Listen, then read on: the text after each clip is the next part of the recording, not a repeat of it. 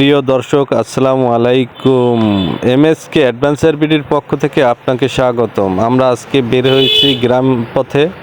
শুনেছি তাল গাছে নাকি রস হয়, সেই রস দিয়ে নাকি মিঠাও তৈরি করা হয়। তাই দেখতে এই দেখেন হাঁড়ি পাতা আছে, এই হাঁড়িতে আস্তে আস্তে করে সারা রাত্র রস জমা হয়েছে। সেই রস নিয়ে এই যে দেখেন চুলার উপরে তাফাল দিয়ে, গ্রাম ভাষায় তাফাল বলে এটাকে, এই তাফাল দিয়ে তারপরে রসটাকে অনেকক্ষণ পর্যন্ত জাল দিতে হয়। জাল দিতে দিতে দিতে দিতে একবারে ঘন করে ফেলায়। এই দেখুন কত সুন্দর টকবক টকবক করে ফুটতেছে রসগুলোই। এক সময় এইটা কিন্তু মিঠায় পরিণত হবে, একবারে কমে যাবে, তারপরে মিঠা তৈরি হবে।